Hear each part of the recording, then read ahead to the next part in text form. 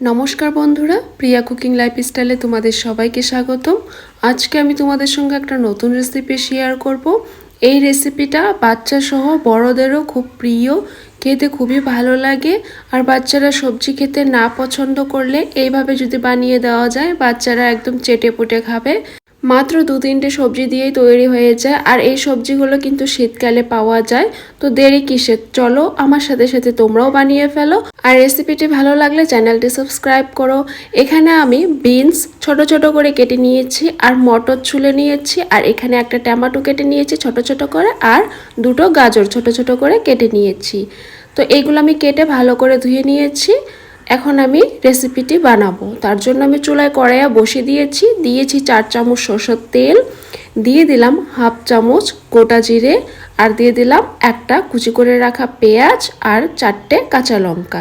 কাঁচা লঙ্কাটা তোমরা ঝাল বুঝে দিবে, যেহেতু বাচ্চাদের জন্য এই রেসিপিটা। তো আর এখন আমি ফ্লেমটা লো ফ্লেমে রেখে পেঁয়াজগুলো একটু লাল করে ভেজে নিয়েছি। তারপর আমি কুচি করে রাখা টমেটোগুলো দিয়ে দিলাম। যেহেতু টমেটো দিয়েছি তার জন্য সামান্য পরিমাণে নুন দিয়ে দিলাম। নুনটা দেওয়ার পর আমি টমেটোর সঙ্গে ভালো করে খুন্তি দিয়ে নেড়ে চেড়ে এখন আমি 2 মিনিটের জন্য ঢাকনা দিয়ে দেব। তো 2 মিনিট পর আমি ঢাকনাটা তুলে দিলাম। দেখো টমেটোগুলো কিন্তু গলেছে। এখন আমি খুন্তি দিয়ে ভালো করে আর একটু নাড়াচাড়া করে 2 থেকে 3 মিনিটের মতো ভেজে নেব, টমেটোর কাঁচা গন্ধটা যেন না থাকে। তো আমি খুন্তি দিয়ে উল্টাপাল্টা করে 3 মিনিটের মতো ভেজে নিয়েছি। তারপর আমি কেটে রাখা বিনসগুলো দিয়ে দিলাম, তারপর দিয়ে দিলাম কেটে রাখা গাজরগুলো, তারপর দিয়ে দিলাম ছুলানো মটরগুলো। তো এইগুলো দেওয়ার পর আমি দিয়ে দিলাম স্বাদ মতো নুন। নুনটা স্বাদ মতো দিতে হবে, যেহেতু আগে নুনটা দেওয়া হয়েছে। তারপর দিয়ে দিলাম হাফ চামচ রং গুঁড়ো। এইগুলো দেওয়ার পর আমি খুন্তি দিয়ে ভালো করে নেড়ে চেড়ে নেব। তো আমার নাড়াচাড়া করা হয়ে গেছে।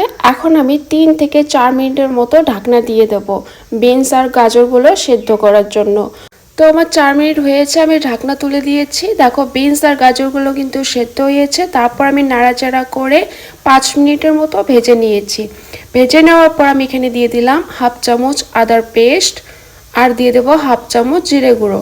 এগুলো আমি নেড়ে চেড়ে কাঁচা গন্ধটা ছাড়িয়ে ভেজে নেব 2 মিনিটের মতো।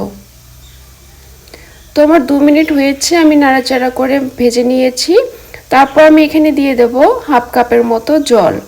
আমি এই রেসিপিটা শুকনো শুকনো বানাবো। তোমরা যদি একটু ঝোল ঝোল বানাতে চাও তাহলে জলটা একটু বেশি করে দিবে। আমি জল অল্প দিয়েছি, আমি শুকনো শুকনো করে বানাবো।